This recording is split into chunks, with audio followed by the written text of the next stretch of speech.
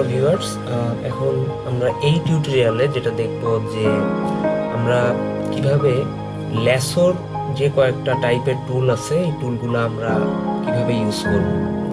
So আমি আমার প্রথম যে ইন্ট্রোডাকশন টিউটোরিয়ালটা ছিল ওইখানে কিন্তু আমি উল্লেখ করছিলাম যে আমরা ল্যাসো দিয়ে আসলে কি কি কাজ করি বা ল্যাসো আসলে টুলটা কি করে।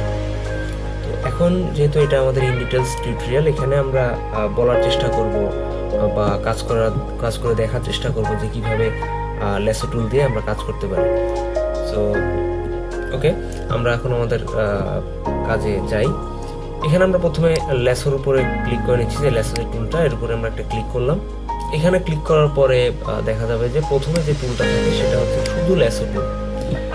ল্যাসো টুল অনেকটা বলা যেতে পারে যে একটা ছুরির মতো একটা জিনিস বা কেচির মতো একটা জিনিস, যে ছবির কোনো জিনিস নির্দিষ্ট অংশকে ধরে আমরা সিলেক্ট করে যতটুকু আমরা আমাদের হাত দিয়ে বা আমরা ড্র্যাগ করে যতটুকু কাটার চেষ্টা করতে চাই বা আমরা কাটতে চাই ততটুকু আমরা কাটতে পারবো। তো এরকম আমি একটা এক্সাম্পল দেখাতে চাই। এটার জন্য আমাকে যেটা করতে হবে যে আমাদের ইতিপূর্বে ল্যাম্প এবং ব্যাকগ্রাউন্ড এই দুইটা আমাদের লেয়ার ছিল।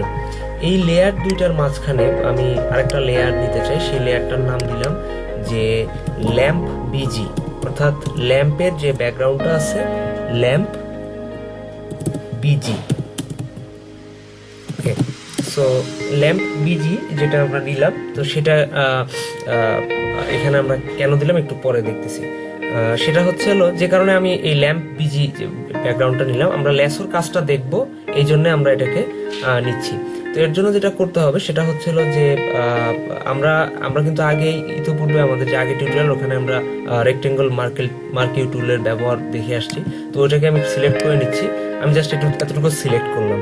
সিলেক্ট করে আমরা চাচ্ছি যে ল্যাম্পের পিছনে এই কালো ব্যাকগ্রাউন্ডের উপরে আরেকটা ব্যাকগ্রাউন্ড দিতে। সো এই ব্যাকগ্রাউন্ডটা দেওয়ার জন্য আমাদের যেটা করতে হবে, সাপোজ আমি এখানে ব্যাকগ্রাউন্ডটা দিতে যাচ্ছি সাদা কালারের একটা ব্যাকগ্রাউন্ড। সো আমি এখানে ব্যাকগ্রাউন্ডটার জন্য আমি আমার যে ব্যাকগ্রাউন্ডে আমি সাদা কালারটা দিতে চাচ্ছি বা ব্যাকগ্রাউন্ডটা দিতে চাচ্ছি সেই লেয়ারটা সিলেক্ট করে রাখছি যে ল্যাম্প বিজি। সো আমি এর উপর একটা ক্লিক করলাম জাস্ট, তাহলে ল্যাম্পের ব্যাকগ্রাউন্ডটা কি হলো, সাদা হলো। সো এখন আমরা ল্যাসোর যে কাজটা, যে শুধু ল্যাসোর যে টুলটা আমরা কাজ করবো সেটা আমরা মধ্যে আসি। সো আমরা ল্যাসো এইভাবে আমরা শুরু করতে থাকি যে এতটুকু আমরা কতটুকু কাটবো আমরা ওরকে কিন্তু আমরা বলে দিচ্ছি। সরি, আমরা এখান থেকে শুরু করি, এতটুকু আমরা ধরলাম, এতটুকু ধরলাম, এতটুকু ধরলাম, কেটে এনে যে পয়েন্টের থেকে আমরা শুরু করছিলাম ওই পয়েন্টে যে আমরা এটা শেষ করব। যখন আমরা এটা মানে এই যে পয়েন্ট থেকে শুরু হয়েছে সেই পয়েন্টে যখন আমরা আইসা ওই ড্রাগ করে যখন আমরা মিলাই দেব তখন এটা একটা সিলেকশনে পরিণত হবে। সো যেহেতু আমরা সিলেকশনে পরিণত করে ফেলছি, অর্থাৎ এখন আমরা কিন্তু আগে শুধু রেক্টেঙ্গেল টুল দিয়ে আমাদের মন মতো কিন্তু আমরা সিলেক্ট করতে পারতাম না। ওটা হয়তো বৃত্তাকার হতো বা ওটা চারকোণাকার হতো।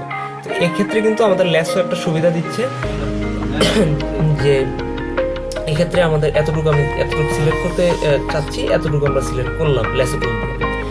এখন আমরা আসি যে এরপরে যে টুলটা আছে সেটা হচ্ছে পলিগনাল ল্যাসো টুল। ওকে, সো আমি কন্ট্রোল ডি দিয়ে ডিসিলেক্ট করলাম। এখন এই পলিগনাল যে ল্যাসো টুলটা এটা আসলে কিছুটা অ্যাঙ্গেলে কাজ করে। কিভাবে অ্যাঙ্গেলে কাজ করে, ধরুন সাপোজ আমি এখানে একটা ক্লিক করলাম, এটা কিন্তু নড়তেছে, খেয়াল করেন, এটা কিন্তু অ্যাঙ্গেল বরাবর সবসময় যেতে যাচ্ছে। এটা কিন্তু কোনো নির্দিষ্ট দিক নাই যে বা আমি একদিকে ক্লিক করে নিয়ে যাব বা মন মতো কিছু করবো, এরকম অপশন। এটা অ্যাঙ্গেলে কাজ করবে।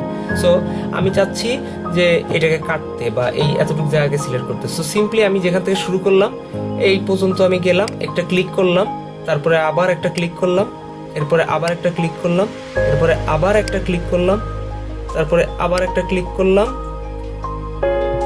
আবার একটা ক্লিক করলাম, তারপরে যে পয়েন্ট থেকে আমরা শুরু করছিলাম সেই পয়েন্টের উপরে আমরা যখনই নিব এই যে টুলটা, এই টুলের মাথায় খেয়াল করুন একটা বৃত্তাকার আসে, খেয়াল করুন একটা বৃত্ত আসে, এই যে বৃত্ত আসলো। এখন আমি যখন এর উপর একটা ক্লিক করব তখন এটা একটা সিলেকশনে পরিণত হচ্ছে। তার মানে আমরা বুঝলাম যে কিভাবে পলিগনাল ল্যাসো টুলটা ইউজ করতে হয়। আর এরপরে আছে ম্যাগনেটিক ল্যাসো টুল। এটা আসলে সিম্পল, এটা আসলে কালারকেও সিলেক্ট করে।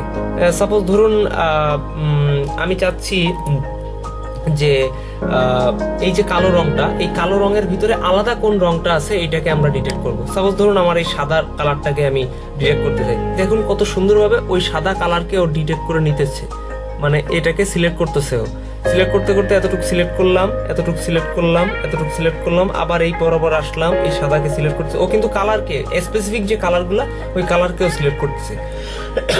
তারপরে আমরা এখানে যাই, এখানে যাই, তারপরে যখন আমাদের স্টার্টিং পয়েন্ট যেখান থেকে শুরু হয়েছে ওখানে যদি আমরা ক্লিক করে দেখুন এটা একটা আবার একটা সিলেকশনে পরিণত হবে।